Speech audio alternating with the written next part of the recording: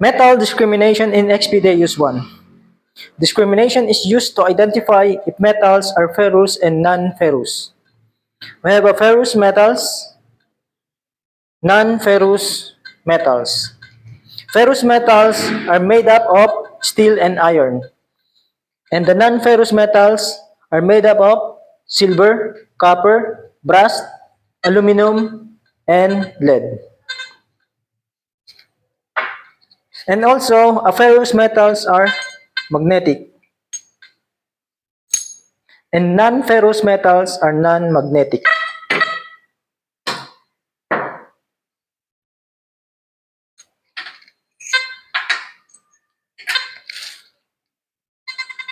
To identify metals, normally in any metal detector, we use sounds. But in XPD use, we can use the horseshoe, target ID, and the XY graph display. Okay, let's use the horseshoe. We have the horseshoe display. Left side means ferrous, right side means non-ferrous. Okay, let's do some testing.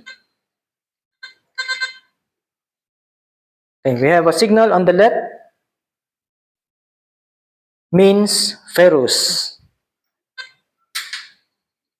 Ferrous, ferrous, ferrous, ferrous, ferrous metals. Next, non-ferrous. So non-ferrous should be on the right side of the horseshoe. Okay. Okay. We have a right side signal, means non-ferrous, non-ferrous, non-ferrous, non-ferrous, non-ferrous, non-ferrous, non-ferrous. Next, let's try using the target ID. This is the target ID display. Okay, we have a value of 05. So this one, 05 target ID number.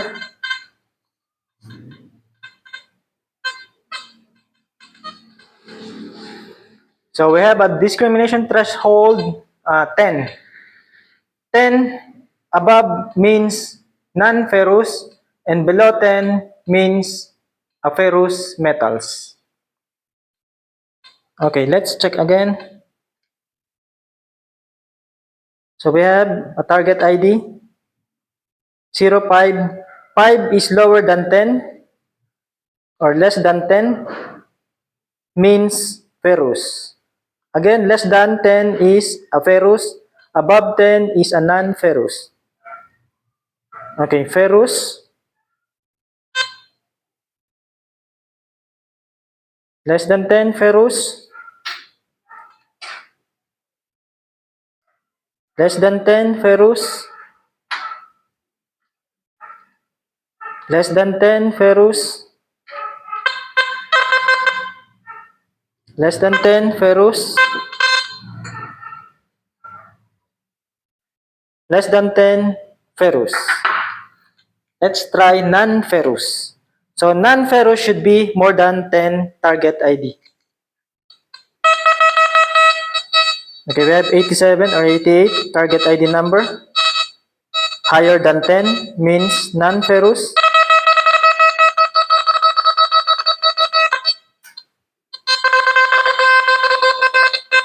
Okay, we have 65. Target ID of 65, higher than 10 means non-ferrous.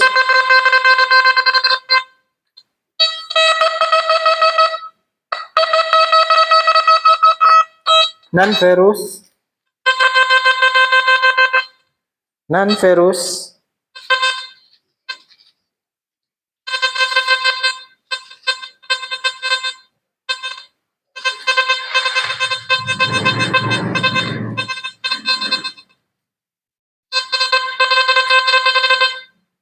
non-ferrous,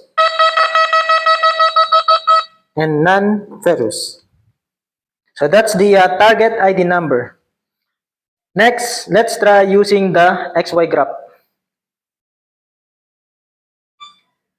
Okay, from the option, select, and then configuration, select, and then scroll down. Profile, select. We have horseshoe, change it to XY. So we have a XY display or graph.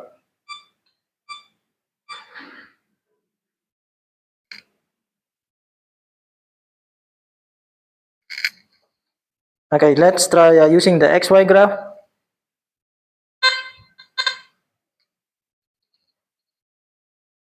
Okay, we have a line leaning toward left. So line leaning toward left means ferrous. So we have a ferrous target.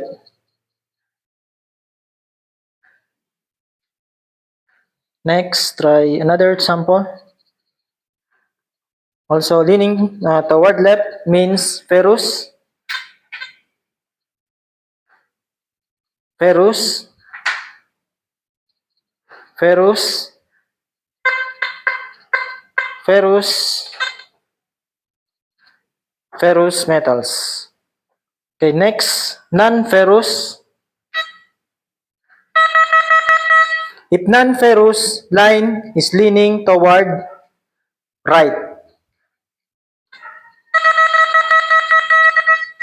means a non-ferrous. Non-ferrous. Non-ferrous. Non-ferrous. Non-ferrous.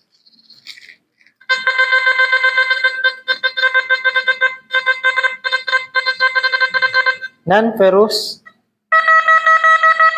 Non-ferrous. Okay, that's the three ways on how to identify metals if ferrous and non-ferrous using the displays. When is the discrimination of metal is effective? So we have the small targets from tiny to small targets. And we have the medium to large target. And I have the coil distance of 30 centimeter. Okay, let's test the tiny to small targets at less than 30 centimeter. And then later we'll test it if more than 30 centimeter distance. Okay, tiny targets at less than 30 centimeter. Okay, we have the target ID and the horseshoe. Signal on the left means a ferrous. So both the target ID and the horseshoe is working at less than 30 centimeter. Okay, next. Okay, signal is non-ferrous. Both the target ID and the horseshoe is working at less than 30 centimeter. Okay. Non-ferrous. So the target ID and the horseshoe is working.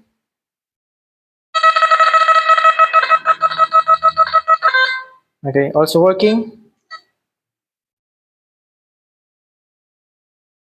Okay, ferrous. Both the target ID and the horseshoe is working. Next, at less than 30. Ferrous. So both the target ID and the horseshoe is working at less than 30 centimeter. Okay, ferrous. So horseshoe and the target ID is working. at less than 30 centimeter depth. So what if the targets are more than 30 centimeter depth? Okay. At more than 30 centimeter depth, okay, no signal, not detected. We don't have both the target ID and horseshoe. Next, more than 30 centimeter, not detected, no signals. Next, more than 30 centimeter, no signal, not detected. Okay, not detected, no signals.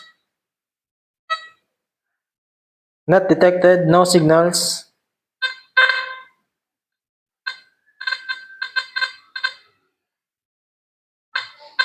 Okay, we have the horseshoe, ferrous signal at more than 30 centimeter for this size of target.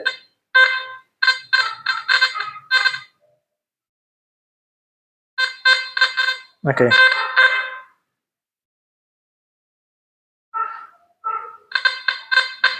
Okay, only horseshoe is working, but no target ID at more than 30 centimeter for this size of target. Last, at more than 30 centimeter, okay, we have the ferrous signals on the horseshoe, but no target ID. Okay, only the horseshoe is working at more than 30 centimeter. Next, using the XY graph from tiny targets to small targets. Okay, at less than 30 centimeter depth, okay, we have line leaning toward left means ferrous, and this is a ferrous. So XY is working. Okay, line toward right means non-ferrous, and this is a non-ferrous. So XY is working. Okay, ferrous, ferrous, XY is working. Non-ferrous, non-ferrous, XY is working. Okay, non-ferrous, XY is working. Okay, ferrous, ferrous, XY is working. Okay, ferrous, ferrous, XY is working at less than 30 centimeter. Okay, let's try if more than 30 centimeter.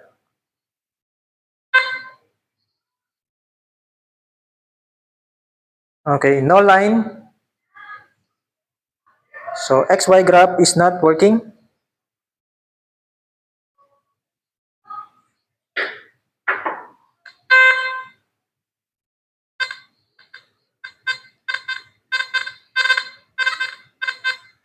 Okay, no line.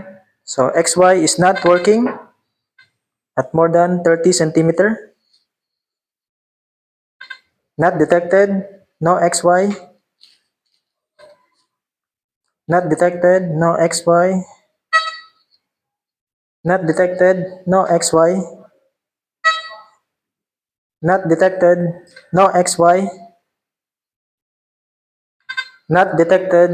No XY.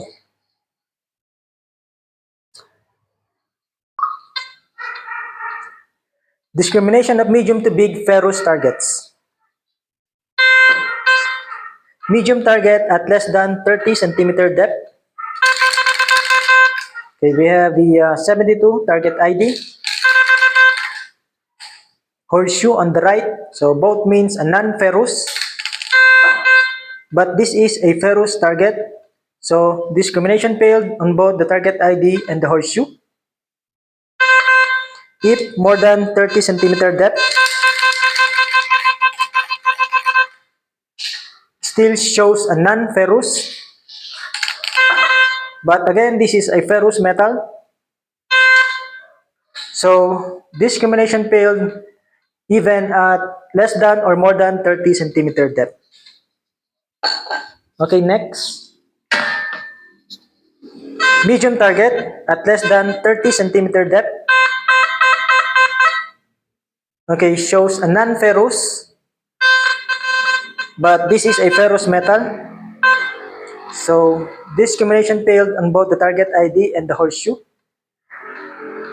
If more than 30 centimeter depth.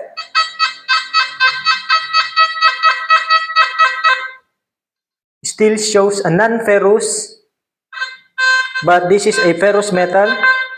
So this combination failed on both the target ID even at less than or more than 30 centimeter depth. Last, big target at less than 30 centimeter depth. Okay, shows a non-ferrous, but this is a ferrous metal. So this combination failed on both the target ID and the horseshoe. Let's say if more than 30 centimeter depth. Okay, still shows a non-ferrous, but this is a ferrous target. So this combination failed on both the target ID and horseshoe even at less than or more than 30 centimeter depth. Using the XY graph on medium to big targets. Okay, medium target at less than 30 centimeter depth. Okay, line is leaning toward right, means non-ferrous. If more than 30 centimeter depth, also non-ferrous if more than 30 centimeter depth. But this is a ferrous metal, so this combination failed even at less than or more than 30 centimeter depth.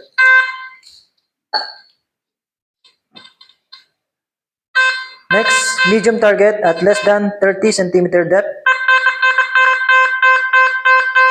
Okay, shows non-ferrous if more than 30 centimeter depth. Still shows a non-ferrous, so this combination failed even at less than or more than 30 centimeter depth. Last, big target, less than 30 centimeter depth. Okay, shows non-ferrous if more than 30 centimeter depth. Shows non-ferrous, so this combination failed even at less than or more than 30 centimeter depth for medium to big targets. Therefore, metal discrimination is effective only on small and shallow targets that are less than 30 centimeter depth. So, commonly used for hobby detecting. For treasure hunting of medium to big deep targets, just use the XY graph and sounds without discrimination to verify the targets.